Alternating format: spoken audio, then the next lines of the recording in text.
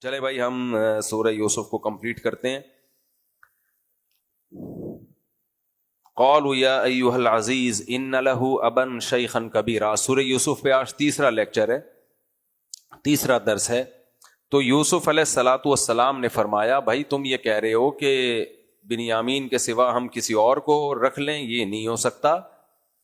قرآن کہتا ہے فَلَمَّا اسْتَيْأَسُوا مِنْهُ خَلَصُوا نَجِيًّا. بڑا زور لگا لیا انہوں نے، بھائی بنیامین کو تو لے کے جانا ہی جانا ہے، ہم میں سے کسی کو رکھ لو. لیکن یوسف علیہ السلام نے حوالے نہیں کیا.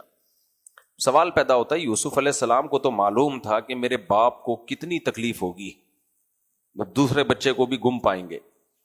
اس کا جواب تقریباً تمام مفسرین نے ایک ہی دیا ہے کہ یہ تدبیر یوسف علیہ السلام اللہ کے حکم سے کر رہے تھے، ورنہ پیغمبر اللہ کے حکم کے بغیر نہیں کر سکتے. اصولی طور پر تو باپ کو ایسی تکلیف دینا ناجائز ہے، لیکن اللہ کی طرف سے کیونکہ پیغمبروں پر تو وحی آتی ہے نا، تو اللہ چاہ رہے تھے یعقوب علیہ السلام کو آزمانا. قرآن کہتا ہے فَلَمَّا اسْتَيْأَسُوا مِنْهُ، جب مایوس ہو گئے بھائی، زور لگا دیا اب نہیں ہو سکتا، خَلَصُوا نَجِيًّا، سرگوشی کرتے ہوئے الگ ہوئے. سارے بھائی الگ ہو گئے، کان میں بات کرنے لگے. قَالَ كَبِيرُهُمْ، بڑے نے کہا أَلَمْ تَعْلَمُوا أَنَّ أَبَاكُمْ قَدْ أَخَذَ عَلَيْكُمْ مَوْثِقًا مِّنَ اللَّهِ، تمہیں معلوم ہے کہ تمہارے ابا نے کتنی مضبوط قسمیں، کتنا مضبوط ایگریمنٹ لیا تھا کہ واپس لے کر آنا ہے. دیکھو بڑا بھائی اپنی چودراہٹ دکھاتا ہے. الم تعلموا، تم سب کو پتا ہے نا بھائی، کوئی نئی بات بتاؤ، یہ تو آپ کو بھی پتا ہے، صرف ہمیں نہیں پتا، آپ کو بھی پتا ہے. وَمِن قَبْلُ مَا فَرَّطْتُمْ فِي يُوسُف، اور اس سے پہلے تم یوسف کے بارے میں جو کر چکے ہو وہ بھی تمہیں معلوم ہے. حالانکہ تم بھی تو کر چکے ہو، ان پہ بلی ڈال رہے. تم سب نے یوسف کے ساتھ جو کیا وہ بھی پتا ہے، اور ابا نے جو مضبوط ایگریمنٹ لیے وہ بھی پتا ہے. فَلَنْ أَبْرَحَ الْأَرْضَ، اب میں یہاں سے نہیں جاؤں گا. فَلَنْ أَبْرَحَ الْأَرْضَ، میں باپ کو منہ دکھانے کے قابل نہیں ہوں. مجھ سے نہ باپ کا غم دیکھا جائے گا، نہ جو مجھے ذلت اور شرمندگی ہے. فَلَنْ أَبْرَحَ الْأَرْضَ حَتَّى يَأْذَنَ لِي أَبِي، باپ مجھے معاف کر کے پرمیشن دے دے کہ واپس آ جاؤ تو چلا جاؤں گا. او یحکم اللہ لی، یا اللہ کوئی فیصلہ کر دے، مجھے موت دے دے، میں واپس اب نہیں جاؤں گا. وہو خیر الحاکمین، اللہ بہتر فیصلہ کرنے والا ہے. ارجعوا الی ابیکم، تم سب جاؤ، میں یہی ہوں بھائی، اپنے باپ کے پاس جاؤ. فقولوا یا ابانا، اور جا کے ابا سے کہو اے ہمارے ابا، ان ابنک سرق، آپ کے بیٹے نے چوری کی ہے. وما شہدنا الا بما علمنا، ہم تو جو جانتے ہیں وہ بتا رہے ہیں. وما کننا للغیب حافظین، ہمیں غیب کا تھوڑی پتا تھا. ہم نے جو قسمیں اٹھائی تھیں کہ بیٹے کو لے کر آئیں گے ہر صورت میں، تو ہم تھوڑی غیب جانتے تھے کہ بچہ آپ کا چوری کرے گا اور پکڑا جائے گا اور بادشاہ اس کو رکھ لے گا. وَاسْأَلِ الْقَرْيَةَ الَّتِي كُنَّا فِيهَا، یقین نہ آئے تو آپ خود آئیں اس بستی میں جس میں ہم تھے، ان سے پوچھیں. وَالْعِيرَ الَّتِي أَقْبَلْنَا فِيهَا، جس قافلے کے ساتھ ہم واپس آئیں ان قافلے والوں سے پوچھ لیں. وَإِنَّا لَصَادِقُونَ، اور ہم سب سچے ہیں. یہ جا کے ابا سے بولو، پورا سکھا رہا ہے، میں یہاں بیٹھا ہوں، میں نہیں جا رہا. قَالَ بَلْ سَوَّلَتْ لَكُمْ أَنفُسُكُمْ أَمْرًا، یعقوب علیہ السلام نے فرمایا تمہارے دلوں نے کوئی نئی بات گھڑ لی ہے. یہ بھی اندماج ہے، پورا واقعہ حذف. وہ آئے، ظاہر ہے گھر میں داخل ہوئے ہوں گے، باپ نے بیٹے کو دیکھ کے پریشان، بیٹا کہاں ہے، تو انہوں نے پوری کہانی سنائی. یہ سب قرآن نے حذف کر دیا. قال بل سولت لکم انفسکم امرا، تمہارے دلوں نے تمہارے لیے کوئی بات گھڑ لی ہے، کہانی بنا لی ہے تم نے بیٹے کو غائب کرنے کے لیے. اب دیکھو پہلی مرتبہ بھی یعقوب علیہ السلام نے یہی الفاظ کہے تھے. جب وہ یوسف علیہ السلام کی قمیص پہ جھوٹ موٹ کا خون لگا کر لے آئے اور کہا کہ ابا ہم جنگل میں کھیل رہے تھے، بھیڑیے نے آ کے کھا لیا، تو یعقوب علیہ السلام نے کیا فرمایا؟ بل سولت لکم انفسکم امرا، تم نے اپنی طرف سے کچھ گھڑ لیا ہے. بعینہ، یہی الفاظ یہاں بھی، حالانکہ یہاں ایسا نہیں تھا۔ اس سے ہمیں پتہ چلا کہ پیغمبر عالم الغیب نہیں ہوتے۔ ایک بات یہ بھی پتہ چلی، دوسری بات یہ کہ بعض دفعہ کسی کے بارے میں قرائن سے یقین ہوتا ہے کہ یہ جھوٹ بول رہا ہے، تو ان مضبوط قرائن کی بیس پہ بھی جبکہ پہلے اس کا کردار جھوٹ کا رہا ہو تو اسے غلط کہا جا سکتا ہے، کیونکہ ہم ظاہر کے مکلف ہیں۔ 100% یقینی دلائل بعض دفعہ ہمارے پاس نہیں ہوتے۔ ہاں، اس پہ سزائیں نہیں دی جا سکتی، لیکن یہ اسٹیٹمنٹ قائم کی جا سکتی ہے، بھائی آج تک اس نے سچ بولا ہے جو اب سچ بول رہا ہے، تو ابھی تو ہمیں تو یہی لگتا ہے اب بھی پھینک رہا ہے یہ۔ تو یہ یعقوب علیہ السلام کا جو تبصرہ تھا وہ کیا تھا؟ ماضی کو دیکھ کے، بھائی پہلے بھی تو تم نے یہی کیا تھا، ان سے بھی تم کو حسد تھا اور بنیامین سے بھی تم کو حسد، اس لیے اب تم جھوٹ بول رہے ہو۔ تو نہ پیغمبر عالم الغیب ہوتے ہیں، اور نہ شریعت میں یہ ضروری ہے کہ جب تک گواہ نہ ہو آپ کسی کے بارے میں بدگمانی نہیں رکھ سکتے۔ اگر مضبوط قرائن بھی ہیں تو اس بیس پہ بھی بدگمانی رکھنا جائز ہے، لیکن مضبوط قرائن ہو، وہم نہ ہو، کیونکہ انسان اس سے زیادہ کا مکلف نہیں ہے۔ اس کی مثال ایسے ہے جیسے کسی نے کسی کو چاقو مار کے باہر نکلا، بندہ قتل ہو گیا، اس کے چاقو پہ خون لگا، وہ بھاگ رہا ہے، آپ نے قتل ہوتے ہوئے نہیں دیکھا نا، لیکن قرائن کیا کہتے ہیں؟ کس نے مارا ہے؟ بھائی یہی ہے، اسی کے پاس چاقو تھا، خون بھی لگا ہوا ہے۔ یہ تو خیر گواہی کے حکم میں آ جائے گا، یہ تو قرائن نہیں ہے، تو یقینی گواہی ہے۔ تو ارجعوا بل سولت لکم انفسکم امرا فصبر جمیل، وہی الفاظ جو پہلے کہے تھے وہی اب، کہ کر میں کچھ بھی نہیں سکتا۔ تم کہہ رہے ہو جا کے قافلے والوں سے پوچھو، میں بوڑھا آدمی ہوں، میں کہاں سے قافلے والوں کو تلاش کرتا پھروں گا، اور مصر کیسے جاؤں گا میں تفتیش کرنے کے لیے؟ فصبر جمیل، صبر جمیل اس صبر کو کہتے ہیں جس میں ذرہ برابر بھی شکایت نہ ہو۔ ایک صبر تو ہوتا ہے لیکن اس میں کچھ بے صبری بھی ہوتی ہے۔ صبر جمیل اعلیٰ درجے کا صبر۔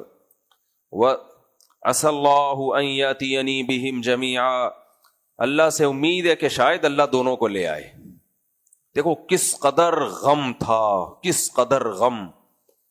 اس پورے واقعے میں ایک لفظ یعقوب علیہ السلام کی زبان سے ناشکری کا نہیں نکل رہا، ایک لفظ نہیں نکل رہا، اور مزید غم پہنچائے پھر امید کی باتیں۔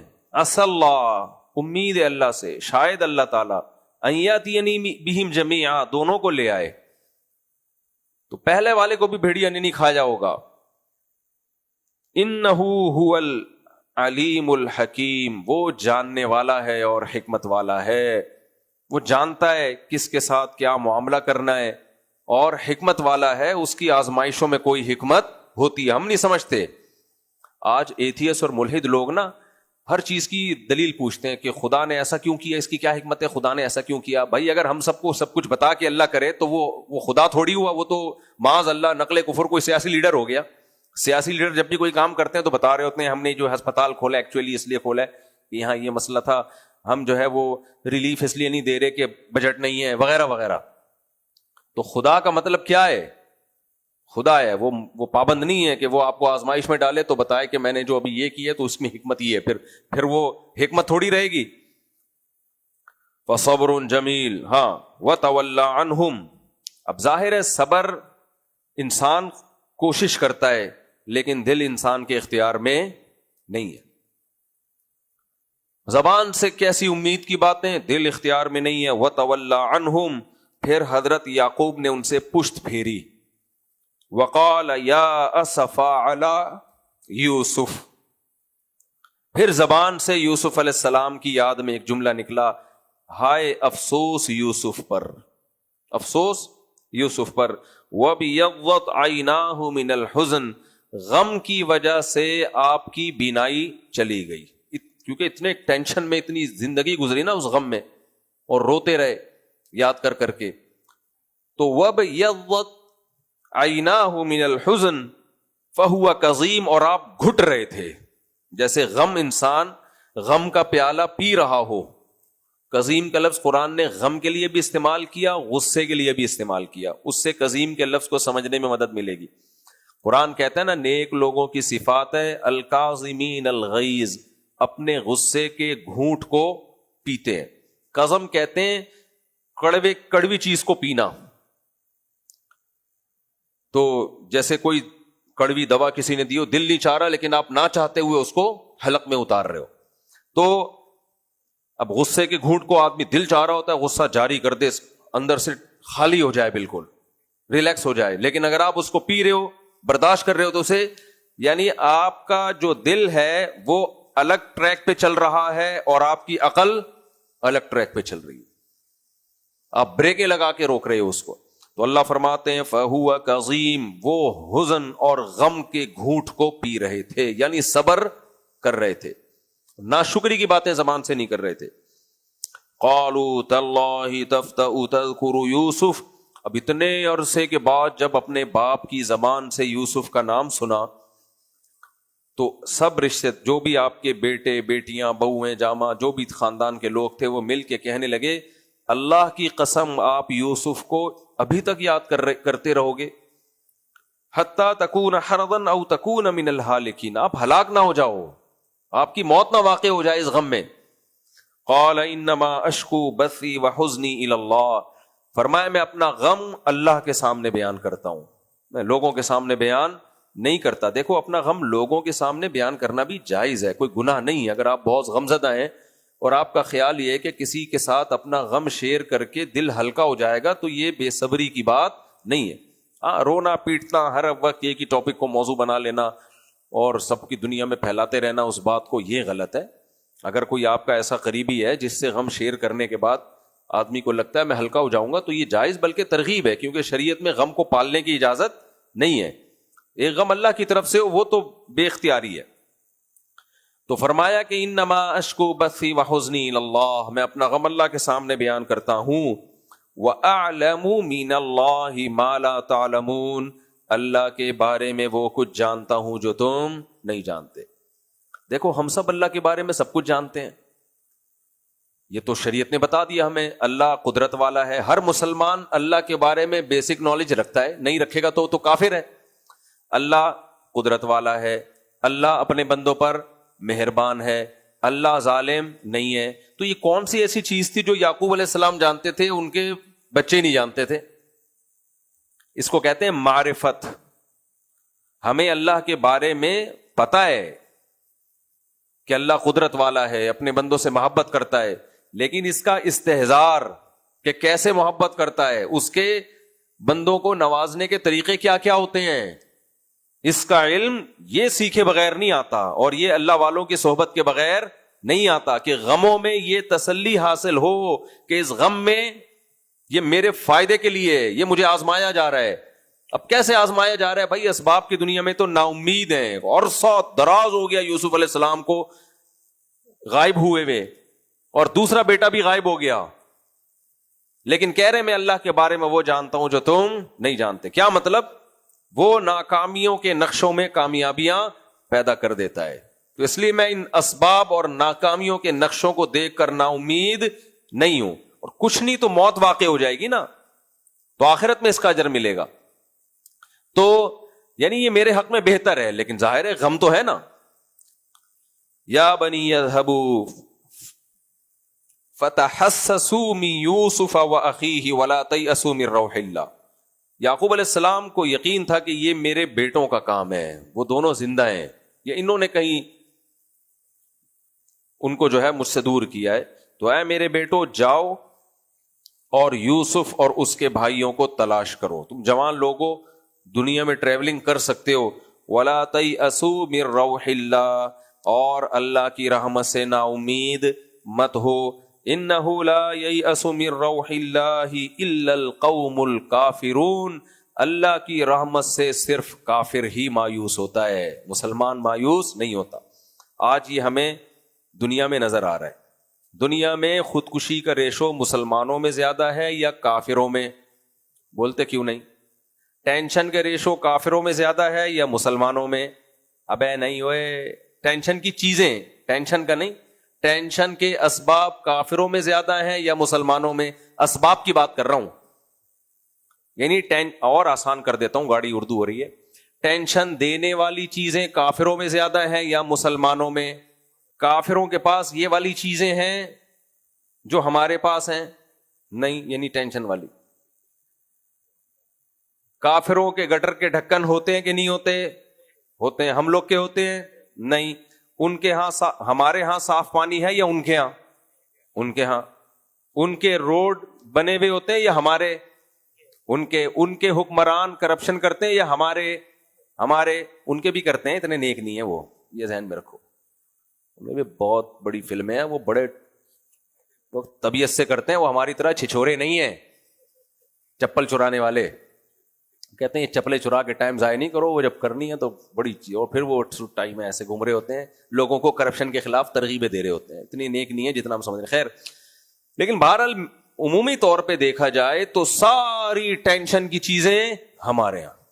بعض لوگوں کے یہاں دو بھی ہو گئی ہیں ٹینشن کی چیزیں، تین ہو گئی ہیں جب سے میرے بیانات شروع ہوئے. ان کے ہاں ٹینشن کی کوئی چیز بولو نہیں ہے. تو ان کے ہاں ساس نہیں ہوتی، بس ایسی نام کی ہوتی ہے ساس. وہ اس کا کوئی کردار. ہماری ساس ماشاءاللہ، وہ پھر میری بھی ساس ہے نا، اللہ تعالیٰ نیک ہے الحمدللہ، ٹھیک ہے نا.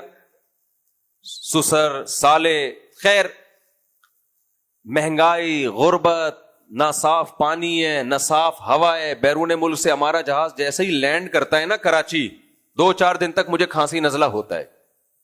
حالانکہ میں کراچی سے بڑی محبت کرتا ہوں، کھانسی نزلے میں بھی مجھے کراچی پسند ہے. اور میں ایک بات بتاؤں، جو کراچی میں رہ گیا نا، کراچی چھوڑ کے نہیں جا سکتا. وہ دنیا چھوڑ دیتا ہے، کراچی نہیں چھوڑتا. اور اگر کسی مجبوری سے چھوڑ دیا، ساری زندگی کراچی کو یاد کرتا ہے وہ. تو اتنی ٹینشنوں میں بھی ہمیں کراچی اچھا لگ رہا ہے، حیرت کی بات ہے یا نہیں؟ خیر، ٹینشنوں کے باوجود بھی خودکشی کا ریشو کس میں زیادہ؟ ان میں. اس کی وجہ یعقوب علیہ السلام نے بیان کی ہے، انہ لا ییأس من روح اللہ الا القوم الکافرون. یعقوب علیہ السلام کہتے ہیں اللہ کی رحمت سے کافر نا امید ہوتا ہے، مسلمان نا امید نہیں ہوتا. تو ان کے یہاں کوئی ٹینشن کی چیز نہیں ہے، لیکن ذرا سی ٹینشن ہوگی نا امیدی، کیونکہ خدا کو مانتے ہی نہیں ہے. وہ سمجھتے ہیں اب ہماری زندگی ٹینشنوں میں ہی گزرے گی. ہم خدا کو مانتے ہیں الحمدللہ، اللہ کی توفیق سے اللہ کو مانتے ہیں، اللہ بچائے ہمیں ٹینشنوں سے. لیکن اگر کوئی ٹینشن آ جائے تو کس کی طرف توجہ ہوتی ہے؟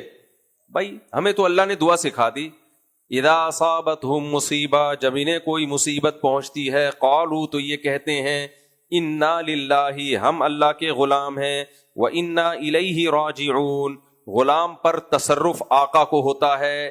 اس دنیا میں ہماری نہیں چلے گی، کس کی چلے گی؟ اللہ کی. اور ہم نے اسی کی طرف لوٹ کر جانا ہے، وہ ان غموں کا ہمیں اجر دے گا. کتنا زبردست شعر ہے نا، اقبال کا ہے یا پتہ نہیں کس کا ہے. تندیے باد مخالف سے نہ گھبرا اے شاہین، یہ تو چلتی ہے تجھے اونچا اڑانے کے لیے. پریشانیوں میں انسان سروائیو کرتا ہے تو کچھ نکھرتا ہے.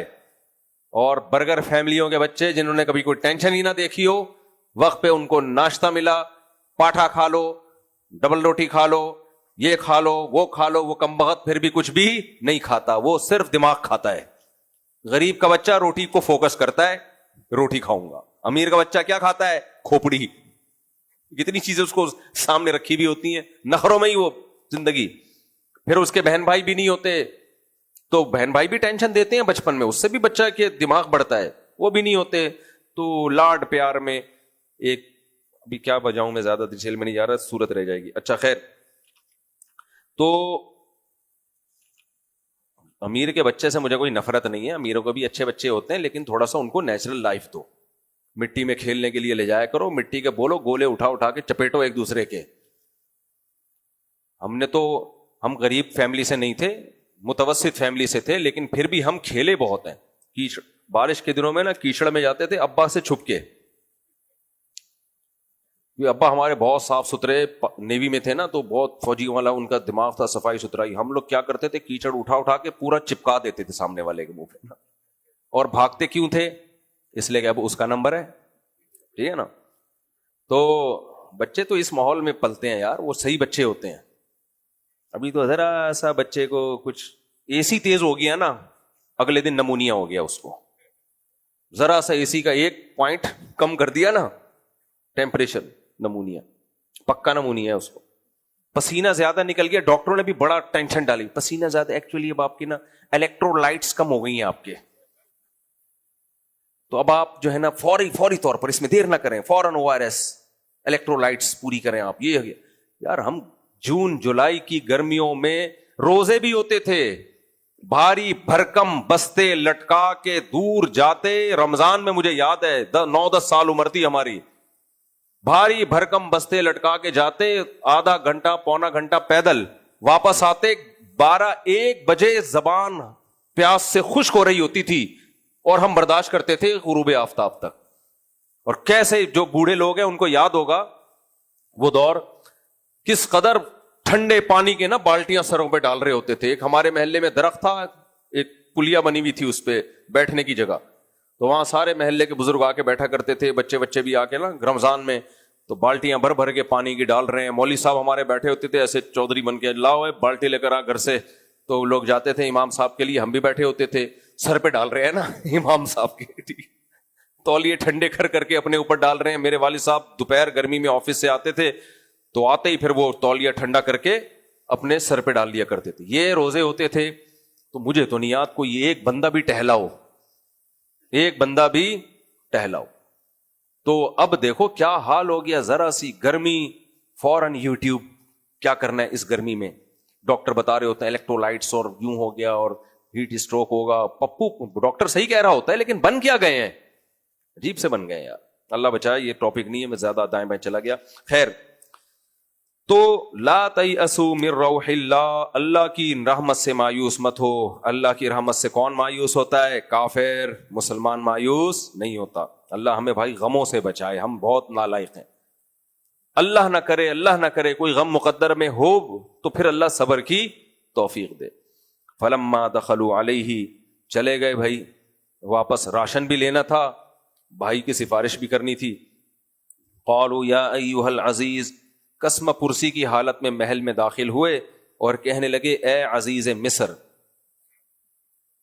اچھا میں نے شاید کہہ دیا کہ بادشاہ بن چکے تھے کل کے بیان میں, تو وہ بادشاہ نہیں تھے, عزیز مصر ہی تھے. یا ایھا العزیز مسنا واہلنا الضر, ہمیں اور ہمارے گھر والوں کو بڑی پریشانی پہنچی ہے, بہت مشکلات میں ہیں. وجئنا ببضاعۃ مزجاۃ, اب تو جتنا راشن چاہیے اس کے پورے پیسے بھی نہیں ہیں ہمارے پاس. راشن چاہیے ہمیں, پیسے ہمارے پاس تھوڑے ہیں, جتنی آپ نے قیمت رکھی ہے وہ پیسے بھی نہیں ہیں. فأوفِ لنا الکیل وتصدق علینا, آپ ہمیں راشن پورا دے دیں. ان کو یہ ڈر تھا کہ اب جائیں گے نا تو راشن کی بھی آدھی آدھی بوریاں, ابا کہیں گے بچے بھی گئے اور کھانے پینے سے بھی گئے, راشن بھی نہیں لے کر آیا. تو فأوفِ لنا الکیل وتصدق علینا, آپ ہم پہ صدقہ کر دیں. ان اللہ یجزی المتصدقین, اللہ صدقہ کرنے والوں کو اچھا بدلہ دیتا ہے. اللہ کی طرف نسبت کر رہے ہیں. جب یوسف علیہ السلام نے ان کی یہ حالت دیکھی نا قسم پرسی کی, قال هل علمتم ما فعلتم بیوسف واخیہ اذ انتم جاہلون, یوسف علیہ السلام نے کہا تمہیں معلوم ہے تم نے اپنے بھائی یوسف اور بنیامین کے ساتھ کیا کیا ہے جب تم جہالت پہ اترے ہوئے تھے. قالوا اانک لانت یوسف, وہ فوراً کہنے لگے کیا کہیں آپ ہی یوسف تو نہیں ہو, کیونکہ ظاہر ہے بات چیت کا انداز اور شباہت تو تھی نا, لیکن کنفیوز تھے کہ بھئی یہ یوسف کیسے بن سکتے ہیں. تو قالوا اانک لانت یوسف, کہیں ایسا تو نہیں ہے کہ آپ یوسف ہو.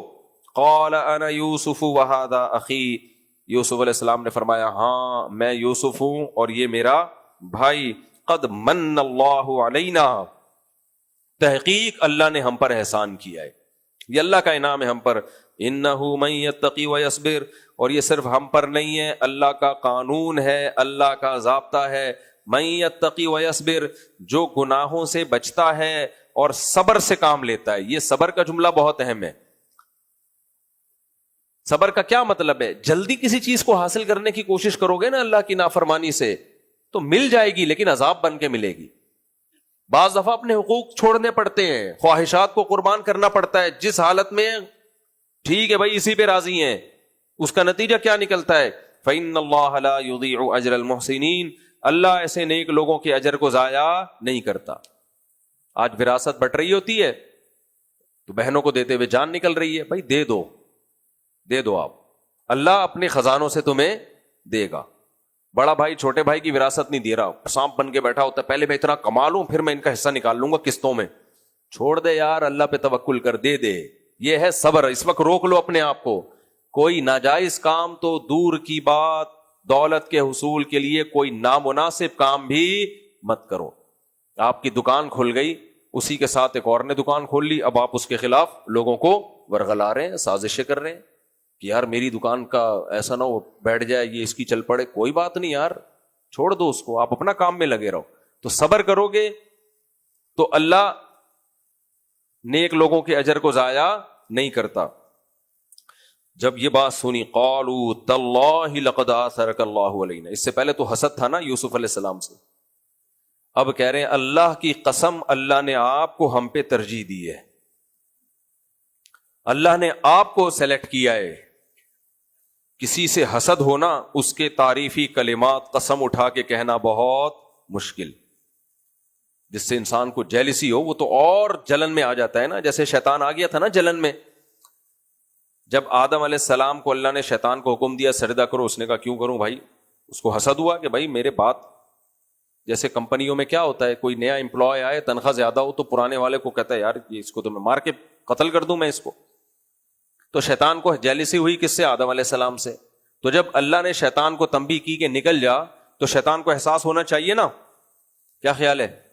احساس ہونا چاہیے. اس وقت شیطان کو کہنا چاہیے تھا اللہ میں نے سجدے سے انکار کیا، تو نے آدم کو مٹی سے مجھے آگ سے بنایا، لیکن اب تجھے غصہ آ گیا تو یہ میں مان لیتا ہوں کہ تیری نظر میں آدم کی فضیلت ہے مجھ سے زیادہ. مان لینا چاہیے تھا نا. تو یعقوب علیہ السلام کے بھائیوں نے یہاں مان لیا. شیطان تو نہیں مانا، لیکن یعقوب علیہ السلام کے بھائیوں نے مان لیا. اپنی زبان سے قسم اٹھا کے اقرار کیا، کیونکہ اب آپشن نہیں بچا. بھائی اتنا اللہ نے نوازا ہے تو اللہ کی نظر میں آپ بہتر ہو، تو پہلے ہی مان لے. اچھا نہیں ہے. ہمیں جب کسی سے حسد ہوتا ہے تو ہم اس کے خلاف جاتے رہتے ہیں، لیکن اللہ اس کو ترقیاں دیتا رہتا ہے.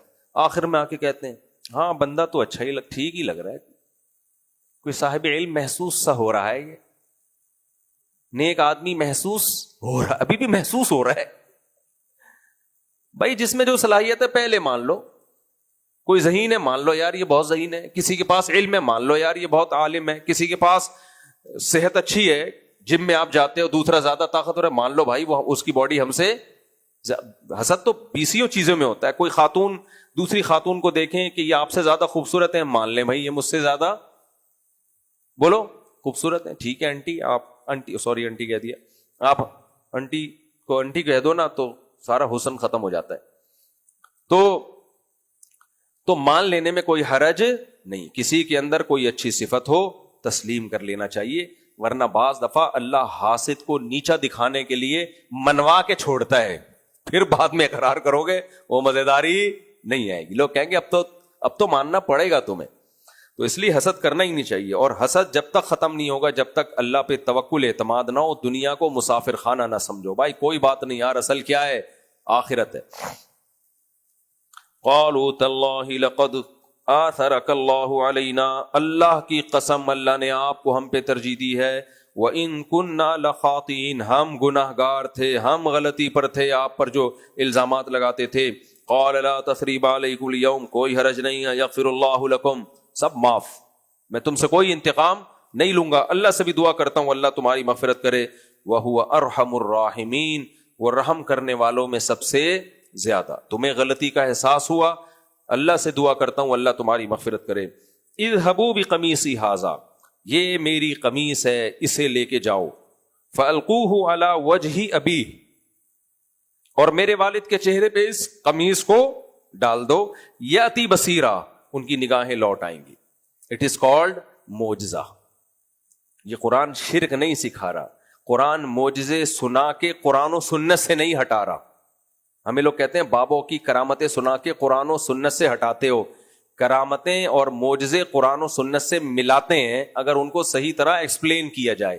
ہٹاتے جب ہے جب ان کو یہ سمجھا جائے کہ بابوں کے پاس اختیارات ہیں، یوسف علیہ السلام کے پاس بینائی لانے کے اختیارات ہیں. نہ اس وقت اللہ نے حضرت یوسف کو وحی کر دی کہ آپ کے ہاتھ پہ یہ معجزہ ظاہر ہوگا کہ آپ کی قمیض والد کے آنکھوں پہ ڈالی جائے گی, میں والد کی بینائی لے آؤں گا, ورنہ قمیض میں کوئی ایسی میڈیسن نہیں لگی ہوئی ہوتی.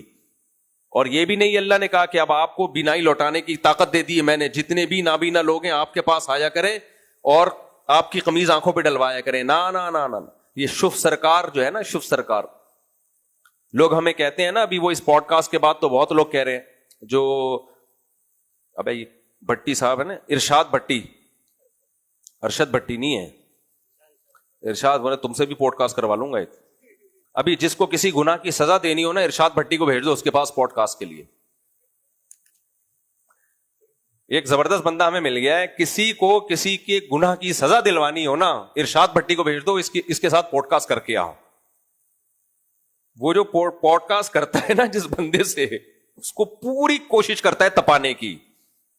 سمجھ میں آ رہی ہے بات؟ پوری کوشش کرتا ہے تپانے. مجھے اندازہ ہو گیا 3 یہ جو میرے ساتھ بھی ہوئی نا. خیر کیا بات, کہاں سے ہم کہاں نکل گئے بھائی, بات کیا کر رہا تھا؟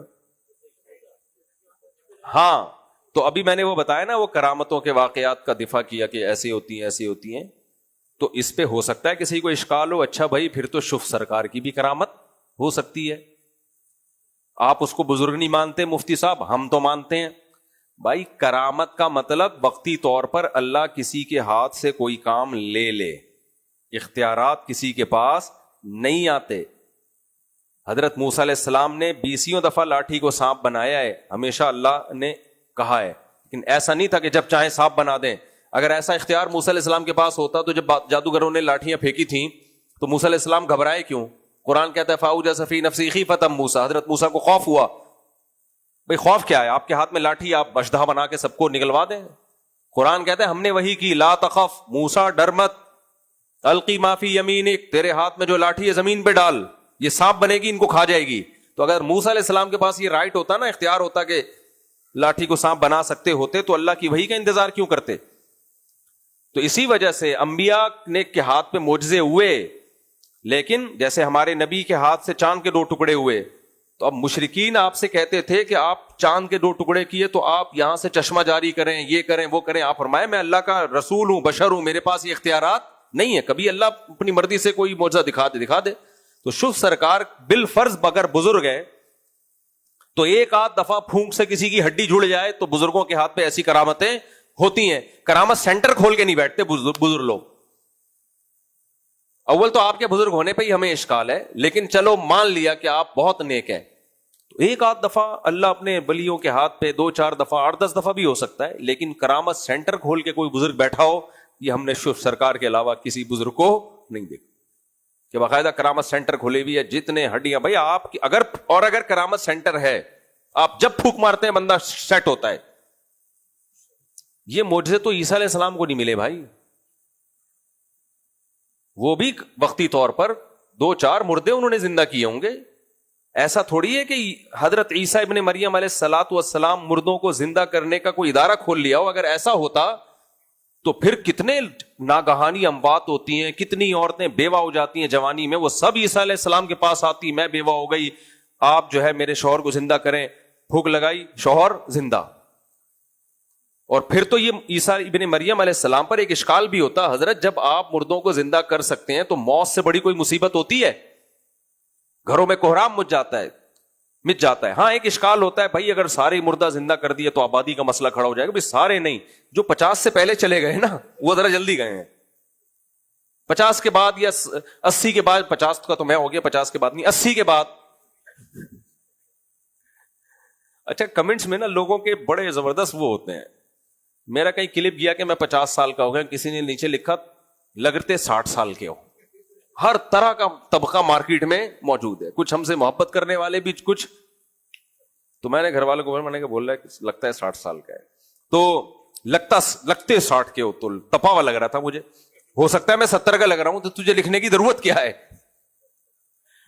تو اب دیکھو عیسیٰ علیہ الصلوۃ والسلام کو اگر اللہ یہ طاقت دے دیتا کہ جب چاہیں جس مردے کو چاہیں زندہ کریں, پھر تو بھائی حضرت عیسیٰ پہ اشکال ہوتا ہے کہ حضرت اتنی ناگہانی. دیکھو ڈاکٹر جو ہے, بعض دفعہ جوان موتیں ہوتی ہیں, اسپتال میں چیخو پکار مچ جاتی ہے, ڈاکٹر بھی رو رہا ہوتا ہے.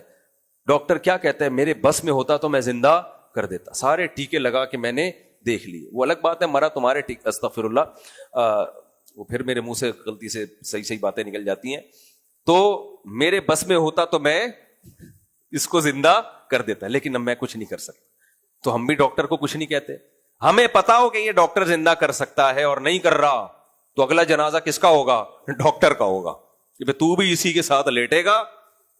صحیح ہے نا, یا تو اس کو زندہ کر یا خود اس کی جگہ تو بھی لے, اب تیرا بھی جنازہ اٹھے گا. تو عیسیٰ ابن مریم علیہ السلام مردوں کو زندہ کرتے تھے, قرآن آتا ہے, لیکن کرنے کے اختیارات آپ کے پاس نہیں تھے. اگر اختیارات ہوتے تو زیادہ بڑی آزمائش تھی, بنی اسرائیل آپ کے خلاف ہو جاتے. بھائی ہمارا بچہ مر گیا, ایکسیڈنٹ سے مر گیا, آپ زندہ کریں. وہ کہتے ان کے پاس آسان جواب تھا, بھائی میرے اندر زندہ کرنے کی طاقت نہیں ہے, اللہ جب کہے گا تو میں پھونک لگاؤں گا, اللہ کر دے گا. اب کلیئر ہوا معجزہ اور کرامت, یہ اس کی کے ساتھ جوڑ دینا اس کو کرامت کلپ کے ساتھ. تو کرامت سینٹر نہیں کھلتے. تو اب اگر شف سرکار کو پہلی بات تو یہ کہ بزرگ ہونا ثابت کرو, اور اگر بزرگ مان لیا جائے تو ایک آدھ پھونک سے چلو فرض کر لو کرامت ہو گئی, اللہ نے جوڑ دی ہڈی. اور اگر ہم یہ بھی مان لیں کہ نہیں جی ان کے پاس ایسی کرامت ہے, اختیارات تو نہیں ہے, اختیارات مان لینا تو شرک ہے, ایسی کرامت ہے کہ جب یہ پھونک لگائیں گے اللہ نے ان کی پھونک میں طاقت پیدا کر دی ہے, یہ معمولی پھونک بولو نہیں ہے. ایسی پھونکیں ہزاروں میں کسی ایک کی ہوتی ہیں, کیونکہ ایسی پھونک پیدا ہونے سے پہلے نکل چکی ہوتی ہے. خیر وہ مجھے کمنٹس یاد آ گیا, ایسے بچے صدیوں میں پیدا ہوتے ہیں کیونکہ مائیں اکثر ایسے بچوں کو ضائع کر دیتی. کسی کے بیان پہ نیچے کسی کا کمنٹس تھا کہ ایسے اسکالر عظیم لوگ صدیوں میں پیدا ہوتے ہیں. میں نے کہا شاید کوئی بہت تعریف کر رہا ہے ایک بندے کی نا, ایک خاص بندے ہیں, اس کی تعریف میں کسی نے لکھا ہوا, ان کے کلپ پہ کسی نے لکھا ہوا تھا, انہوں نے کسی پہ کلپ بنایا تھا, لکھا ہوا تھا ایسے لوگ صدیوں میں پیدا ہوتے ہیں.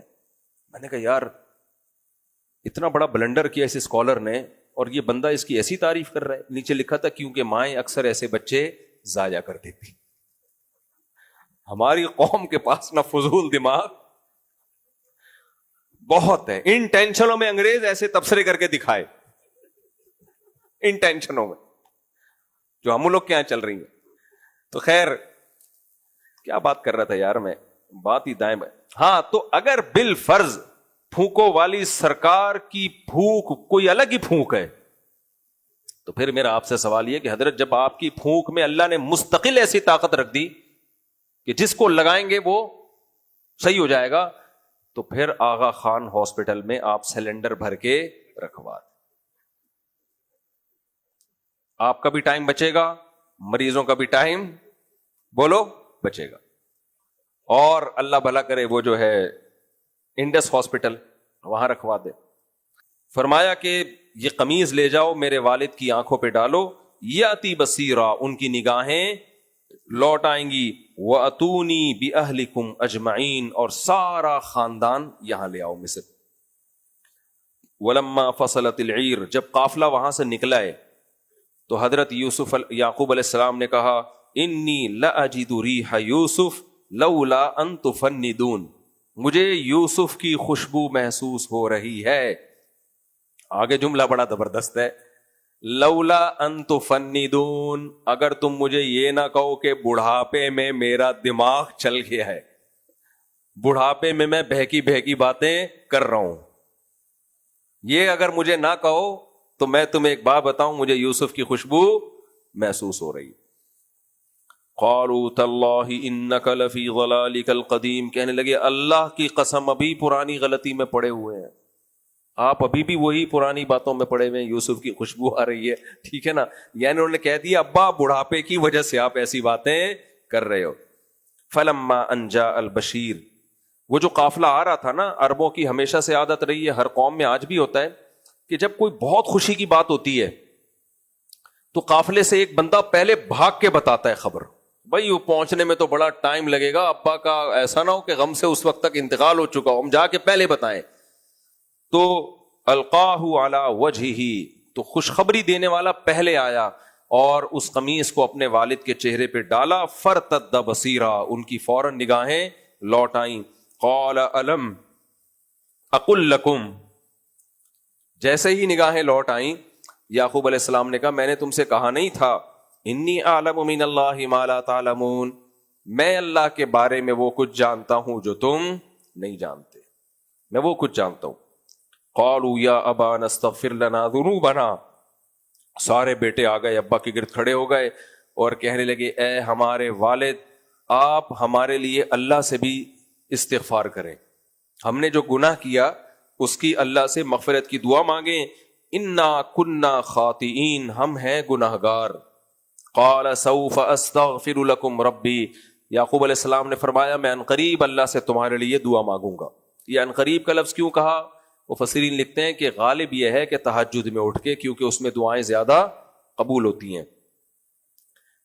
انہ هو الغفور الرحیم، بے شک وہ معاف کرنے والا اور رحم کرنے والا ہے۔ فلما دخلوا علی یوسف، جب یہ پورا قافلہ چلا، مولانا عبد الماجد دریا آبادی رحمہ اللہ نے لکھا ہے کہ یہ 90 افراد تھے خاندان کے، یعنی یعقوب علیہ السلام، ان کی اہلیہ، ان کے بچے، ان کی بہویں، ان کے داماد، پوتے، نواسے ملا کے ٹوٹل کتنے افراد تھے؟ 90۔ یہ افراد داخل ہوئے۔ فلما دخلوا علی یوسف، جب یہ یوسف علیہ السلام کے پاس آئے، آوا الیہ ابویہ، اپنے پاس اپنے والدین کو آپ نے ٹھکانہ دیا، تخت پہ بٹھایا اپنے ساتھ، اپنی والدہ اور اپنے والد اور اپنی والدہ کو۔ یہاں بعض لوگوں نے لکھا ہے یہ آپ کی خالہ تھیں، یہ سوتیلی والدہ تھیں، ایسا کچھ نہیں ہے۔ قرآن کے ظاہر کو قرآن کے الفاظ کو اپنے ظاہر سے ہٹانے کی جب تک کوئی مضبوط دلیل نہ ہو تو والدین ہی کو کہتے ہیں۔ آوا الیہ ابویہ، اپنے والدین کو بٹھایا، وقال ادخلوا مصر ان شاء اللہ، آوا الیہ کا مطلب ٹھکانہ دیا اپنے پاس، وقال ادخلوا مصر ان شاء اللہ آمنین، اور کہا مصر میں اللہ نے چاہا تو امن کے ساتھ داخل ہو جاؤ، اس میں کوئی آپ کو خطرہ نہیں ہے۔ ورفع ابویہ علی العرش، اور اپنے والدین کو پھر اپنے ساتھ تخت پہ بٹھایا، شاہی تخت پہ۔ وَخَرُّوا لَهُ سُجَّدًا، اور یہ سارے بھائی آپ کے سامنے سجدے میں گر گئے۔ پہلے زمانوں میں تعظیم کے لیے سجدہ جائز تھا، بادشاہ کے سامنے یا عزیز کے سامنے یا کسی قابل احترام شخصیت کے سامنے۔ اس لیے سجدے کی 2 قسمیں، ایک تعظیم والا سجدہ، یہ ہماری شریعت میں حرام ہے لیکن یہ شرک نہیں ہے، اور ایک سجدہ ہوتا ہے عبادت والا سجدہ، دونوں میں کیا فرق ہے الگ ٹاپک ہے۔ عبادت والا سجدہ تو کسی کے لیے بھی جائز نہیں، تو یہ تعظیم والا سجدہ جو پہلے جائز تھا، تو یہ سب کے سب گر گئے یوسف کے سامنے سجدے میں۔ وقال یا ابتی ھذا تأویل رؤیایا من قبل، یوسف علیہ السلام نے کہا کہ اے میرے ابا، یہ اس خواب کی تعبیر ہے جو میں نے کہا تھا نا 11 ستارے سجدہ کر رہے ہیں، تو یہ 11 بھائی کیا کر رہے ہیں؟ سجدہ، یہ اس خواب کی تعبیر ہے۔ قد جعلها ربی حقا، اس خواب کو میرے رب نے سچ کر دکھایا۔ وقد احسن بی، اور میرے رب نے مجھ پر اس وقت بھی احسان کیا، اذ اخرجنی من السجن، جب مجھے اس نے جیل کی کوٹری سے نکالا، اس وقت بھی میرے رب نے مجھ پر احسان کیا۔ وجاء بکم من البدو، اور میرے رب نے مجھ پر اس وقت بھی احسان کیا جب آپ کو گاؤں کی زندگی سے اٹھا کے شہر کی زندگی میں لے آیا۔ اس سے بھی پتہ چلتا ہے بھائی شہر کی زندگی زیادہ بڑی نعمت ہے۔ گاؤں میں ٹھیک ہے بہت سارے فائدے ہوتے ہیں، لیکن شہر میں انسان کی مینٹل گروتھ بہت اچھی ہوتی ہے، 20 قسم کے لوگوں سے ملتا ہے صبح شام، سہولتیں زیادہ ہوتی ہیں وغیرہ وغیرہ۔ تو میرے رب نے احسان کیا، آپ کو گاؤں سے لے آیا۔ من بعد ان نزغ الشیطان بینی وبین اخوتی، اور یہ سب کچھ ہوا کیسے؟ یہ ایسے ہوا کہ شیطان نے میرے اور میرے بھائیوں کے درمیان نزغا، نفرتیں ڈال دی تھیں، غلط فہمیاں ڈال دی تھیں۔ نزغ کا مطلب کیا، میں اس کا پورا پراپر ترجمہ کروں؟ نزغ الشیطان، یہ سب کچھ پہ بھڑکانے والا کون تھا؟ شیطان۔ یعنی اس نے تو پوری کوشش کی تھی کہ ہم سب کو نقصان پہنچائے، لیکن شیطان کی اس تدبیر کو میرے رب نے ناکام کر کے مجھے جیل سے بھی نکال دیا، مجھے کنویں سے بھی نکال دیا، اور آپ کو دیہات کی زندگی سے اٹھا کے کہاں لے آیا؟ گاؤں میں۔ ان ربی لطیف لما یشاء، میرا رب جس کے لیے چاہتا ہے بڑی باریک بین ہے۔ لطیف کا مطلب بڑی خفیہ طریقے سے اس کو کامیاب کرنے کی کوششیں کرتا ہے۔ لطیف ہلکی چیز کو، باریک چیز کو کہتے ہیں۔ تو یہاں کیا مطلب ہے؟ مہربان، یعنی ایسے طریقے سے مہربان، خفیہ طریقے سے کہ ناکامی کے نقشوں میں کامیاب کرتا ہے. اب دیکھو کتنی عبرت کی بات ہے. ہم اور آپ اگر ہوتے, کیا کیسے واقعہ سنا رہے ہوتے, ابا سے ملے ہوتے تو ہم کیا کہہ رہے ہوتے؟ ابا بہت برا ہوا ہے. آپ جو ہمیں دیکھ رہے ہو نا, ابھی ہم بادشاہ بنے ہوئے ہیں, یہ تو ابھی ریسنٹلی, ابھی 2-4 مہینے پرانی بات ہے. یہ اس سے پہلے جو میرے ساتھ ہوا نا, وہ بیان کرنے کا نہیں ہے. کنویں میں ڈالا ان کب بغیرتوں نے, ابھی بڑے پھلے ہوئے مسٹنڈے معافیا مانگتے پھر رہے ہیں. ظاہر ہے بادشاہ بن گیا تو معافیا ہی مانیں گے. ان مسٹنڈوں نے مجھے کیا کیا؟ ہم لوگ کا اسٹائل جو بے صبرے ہیں ان کا یہ ہوتا نا, میں یہ اس لیے کر رہا ہوں کہ تاکہ آپ کو پتا چلے سورت سے سبق کیا مل رہا ہے ہمیں. یہ یاد رکھو, ڈپریشن کے علاج کسی ڈاکٹر کے پاس نہیں ہے, پورا پراپر علاج یہ صرف قرآن کے پاس ہے. تو انہوں نے ہمیں یہ کنویں میں ڈالا, کنویں میں اکیلے چھوڑ کر آ گئے. اس کے بعد کیا ہوا؟ جو قافلہ آیا, جنہوں نے ہمیں نکالا, تو تھوڑی سی امید ہوئی کہ کوئی انسان کے بچے ہوں گے, مجھے نکال کے میرے ماں باپ تک پہنچا دیں گے. ان کمبختوں نے سستے داموں مجھے بازاروں میں لے جا کے فروخت کیا ہے. میں پیغمبر کا بیٹا اور غلاموں کی طرح بازاروں میں بولو فروخت ہو رہا ہوں. اس کے بعد یہ تو لک تھی کہ بادشاہ کے محل میں چلا گیا, اس نے خرید لیا مجھے, لک تھی یہ ایک لک ہو جاتی ہے بعض دفعہ, ہمارے ساتھ بھی لک ہو گئی. اور لک تھی کہ پھر بادشاہ نے اچھا سلوک شروع کر دیا. لیکن ابھی چند دن خوشی کے سانس لیا تھا, نظروں کی حفاظت کرتا تھا, اپنی عفت کی حفاظت, اور بادشاہ کے ساتھ کبھی خیانت نہیں کی. اور اس کی زوجہ نے مجھے ورغلانے کی کوشش کی, عزیز مصر کی زوجہ نے ورغلانے کی کوشش کی. میں نے اللہ پہ توکل اعتماد کر کے کہ اللہ بہت بڑا ہے, اپنی عفت کی حفاظت کی, لیکن وہی میرے گلے پڑ گئی. بات آ رہی ہے سمجھ؟ اور اس نیکی کا صلہ یہ ملا کہ چند دن کچھ خوشی کے گزرے تھے محل میں, اور ہم کہاں چلے گئے؟ جیل. ابا یہ ایک نئی ٹینشن, ٹینشنوں پہ ٹینشن, ٹینشنوں پہ ٹینشن. پھر میں نے وہاں بھی صبر کیا, اور کیا کرتا بھائی, اچھا امیج بنایا جیل کے قیدیوں کے سامنے, خواب کی تعبیر بتا دی. اب کچھ امید ہوئی تھی, جس کمبخت کو بتایا نا کہ بادشاہ کو جا کے بتا, وہی 2 نمبر آدمی نکلا.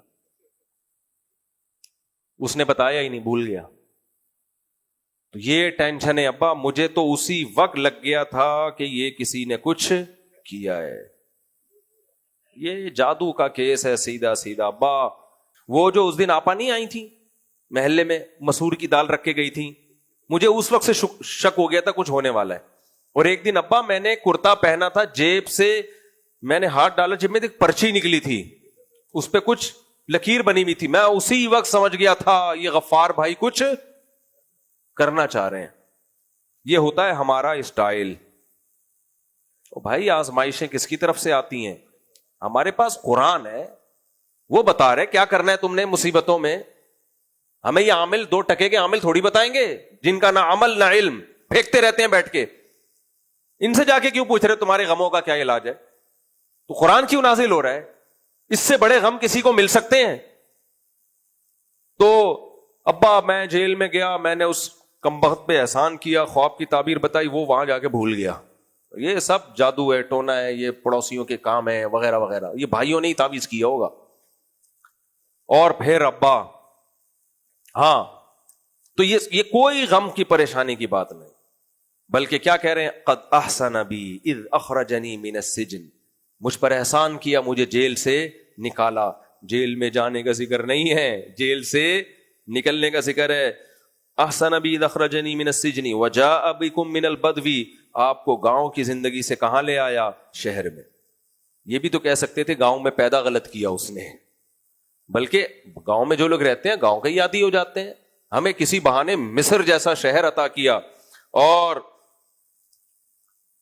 یہ سب کچھ جو ہوا کس کے بعد ہوا, اس کو ایک مختصر جملے میں اجمالی ذکر کر دیا. جیل میں جانا اور کنویں میں جانا اور بازاروں میں فروخت ہونا, اس کا کوئی ذکر نہیں. اس کا ایک وہ اس میں یہ کہنا چاہیے تھا کچھ بھائیوں نے میرے ساتھ غلط کیا تھا جس کی وجہ سے یہ ہو گیا. یہ بھی اجمال کافی تھا یا نہیں تھا کہ ابا بھائیوں نے کچھ غلط ظلم زیادتی کی میرے ساتھ, اس کے بعد یہ سب کچھ ہوا. نہ, بھائیوں کو چونکہ معاف کر چکے, اب تانا نہیں دینا. وہ ساری بلی ڈال دی شیطان پہ. تو شیطان تو وہ تو خوش ہے اس پہ کہ میں تو پہلے ہی کہہ رہا ہوں یہ سب میں کرتا ہوں. تو ساری کس پہ ڈال دی؟ شیطان. من بعد ان نزغ الشیطان بینی و بین اخوتی، شیطان نے میرے اور بھائیوں کے درمیان حسد ڈال دیا تھا، اس کی وجہ سے یہ سب کچھ ہوا. تو یہ سب کچھ ہوا کس نے؟ شیطان نے کیا ہے. تو یہ سب چیزیں میرے بھائی سیکھنے کی ہیں، سمجھتے ہو؟ اور یہ سب میں اس لیے کہتا ہوں تاکہ میں بھی سیکھوں، کیونکہ میں بھی کوئی ٹینشن ہو نا تو ضروری نہیں کہ میں کو بہت نیک لکھ لوں اس میں. تو ہم بھی بھائی سیکھنے کے لیے اللہ، ویسے تو اللہ نے ہمیشہ سے ٹینشنوں سے بچایا ہوئی ہے. اچھا بھائی، تو اللہ تعالیٰ فرماتے ہیں ان ربی لطیف لما یشاء انہ هو العلیم الحکیم، بے شک وہ اللہ جاننے والا اور حکمت والا ہے، اسے سب پتا ہے کہ کس کو کیسے ترقی دینی ہے. پھر یوسف علیہ السلام اللہ سے دعا مانگتے ہیں، ربی قد آتیتنی من الملک، اے اللہ تو نے مجھے بادشاہت دی، وعلمتنی من تأویل الاحادیث، اور تو نے مجھے خوابوں کی تعبیر کا علم دیا، فاطر السماوات والارض، اے اللہ تو آسمانوں اور زمین کا پیدا کرنے والا ہے، انت ولی فی الدنیا والآخرہ، تو ہی میرا دوست ہے دنیا میں بھی اور آخرت میں بھی. انبیاء کو، نیک لوگوں کو نعمت ملتی ہے، ان کا اللہ سے تعلق اور زیادہ مضبوط ہو جاتا ہے. اے اللہ تو میرا دوست ہے دنیا میں بھی اور آخرت میں بھی، توفنی مسلمن، تجھ سے ایک دعا مانگتا ہوں تو مجھے موت بھی اسلام کی حالت پہ دینا، ایمان کی حالت پہ. کتنا دیکھو انبیاء میں تواضع ہوتی ہے. اے اللہ تو نے ابھی تو ہمیں توفیق دی، شکر کی، موت تک ہمیں اسی ایمان پر قائم رکھنا. کتنی تواضع ہے کہ اللہ سے ایمان مانگ رہے ہیں. کہ تبھی ہمارے علماء اکابر میں خاتمہ بالایمان اس کی بہت دعائیں کرتے تھے وہ، کہ ابھی کی حالت کو دیکھ کے ہم نے دھوکے میں نہیں آنا، ایمان چھنتے انسان کو دیر نہیں لگتی. تو اللہ سے ایمان مانگنا چاہیے، اور آج کے دور میں تو زیادہ ضروری ہے. توفنی مسلمن والحقنی بالصالحین، اور اے اللہ مجھے نیک لوگوں میں شامل کر دینا. یہ بھی کتنی تواضع. بھئی آپ سے زیادہ نیک کون ہے یہاں پہ؟ لیکن اے اللہ میرا شمار کن لوگوں میں ہو؟ نیک لوگوں میں. بہت سے نیک ہیں، انہی میں مجھے بھی شامل کر لے. تو یہ ہمارا واقعہ مکمل ہو گیا. بس ایک دو آیتیں پڑھ کے ختم کرتا ہوں.